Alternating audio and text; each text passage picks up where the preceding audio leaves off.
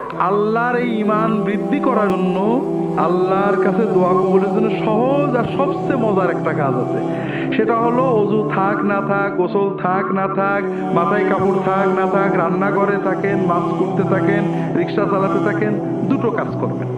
একটা হলো আল্লাহর জিকির করবেন, দরুদ পড়বেন, আর একটা হলো দোয়া করবেন। দোয়া মানে হাত তুলতে হবে জরুরি না।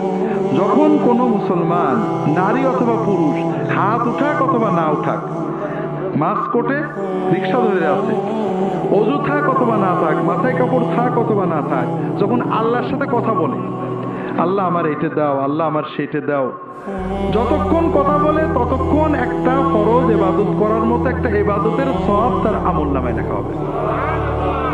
2 নম্বর লাভ হলো, এই যে দোয়া করছেন, আল্লাহ কোনো দোয়া ব্যর্থ করেন না। আপনি যা চাবেন, আল্লাহ এবারে ভর্তি পরীক্ষা দিছি, আল্লাহ এবার পরীক্ষা দেবো, আল্লাহ একটা চাকরি করছে, আল্লাহ আমার ছেলেটার এই অবস্থা এটা করে দেওয়া, এটা আপনি আল্লাহর সাথে বিড়বিড় করে কথা বলছেন, মনে মনে কথা বলছেন। আল্লাহর কাছে যাই চাবেন, আল্লাহ সঙ্গে সঙ্গে দোয়াটা কবুল করে নেবেন। তবে আল্লাহ দেবেন 3 ভাবে, 1 ভাবে। হয় যেটা চাইছেন ওইটা দেবেন, নইলে আপনার একটা বিপদ কাটিয়ে দেবেন, নইলে আল্লাহ আখেরাতে জান্নাতে আপনার জন্য সওয়াব জমা করে রাখবেন, লস নেই। 3 নম্বর, যতক্ষণ আল্লাহর সাথে কথা বলবেন মনটা ভালো লাগবে। কথা কি বুঝতে পেরেছেন?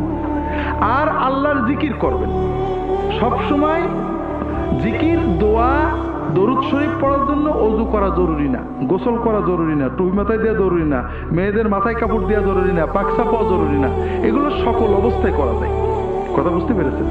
এতে ঈমান মজবুত হয়, আল্লাহর দিকে মন যায়, দোয়া কবুল হওয়ার মতো পরিবেশ তৈরি হয়। কথা কি বুঝতে পেরেছেন? কাজেই প্রত্যেকেই নিজের মতো দোয়া করবেন, সবসময় দোয়া করবেন। আল্লাহর কাছে চাইতে কৃপণতা করবেন না, আল্লাহ চাইলে দেন।